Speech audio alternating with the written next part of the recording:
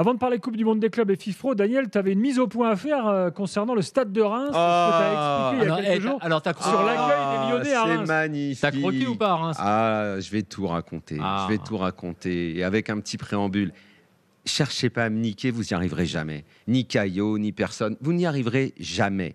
Donc, il y a 3 jours, j'ai raconté que Lyon, qui en ce moment est un club un petit peu tricard, qui est un club qui a un petit peu peur, justement, d'être un petit peu trop tricard, d'avoir des décisions défavorables, de ne pas avoir un coup de main ou plutôt un jugement défavorable de la DNCG.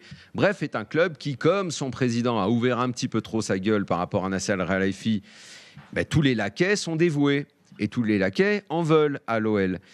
Et on a eu un épisode un peu fâcheux, j'ai raconté qu'il n'avait pas été accueilli à Reims et que la semaine d'après, au Groupama Stadium, River et la délégation niçoise ne s'étaient même pas déplacés.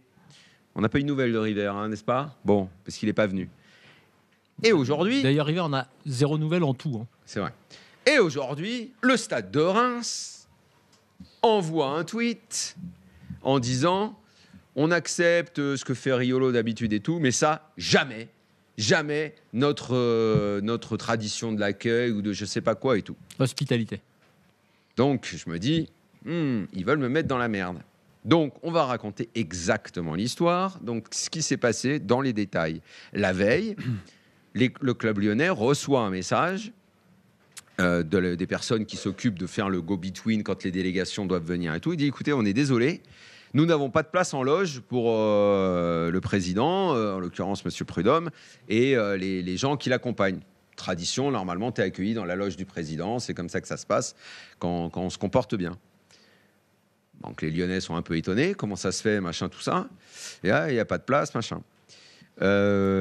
Réaction des Lyonnais, que je trouve plutôt bonne. Ils ont une réaction, ils disent, écoutez, puisque c'est comme ça, on va tous aller sur le banc de touche. Tous.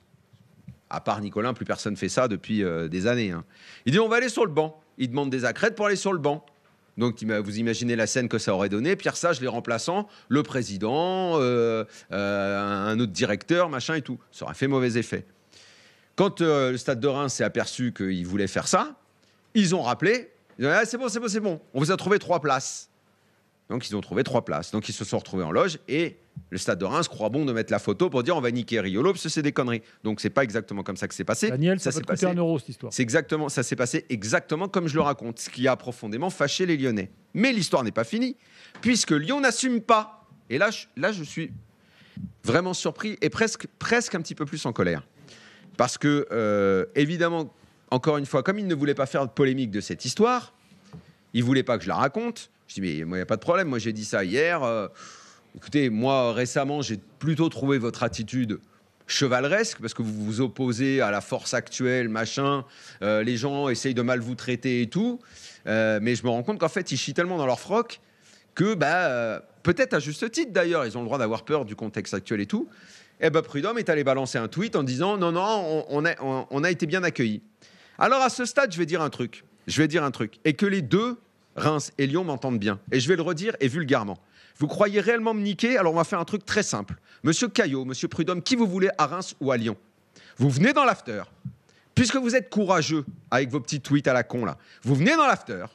Vous vous mettez face à moi, les yeux dans les yeux, et vous me jurez que c'est pas comme ça que ça s'est passé. Et moi après, je vous montre tous les messages des personnes concernées, des taupes à Reims et des taupes à Lyon. Et là on va rigoler. Et vous allez me regarder dans les yeux et je vais afficher tous les messages et tous les SMS sur les réseaux sociaux et on va voir si vous continuez à ouvrir vos gueules. Bon, t'aurais pu le dire sans gros mots. Parce que moi au bout d'un moment ça m'énerve. Mais tu l'as dit. Parce qu'ils ont voulu me faire passer pour un con aujourd'hui. Les gens doutent. Écoutez, nous on raconte pas de conneries dans l'after. Il arrive, c'est arrivé, rarement qu'on puisse donner 2-3 infos, qui ne sont pas machin et tout. En 18 ans, ça arrive de se tromper. Forcément, on n'est pas totalement parfait. Mais là, que les deux viennent.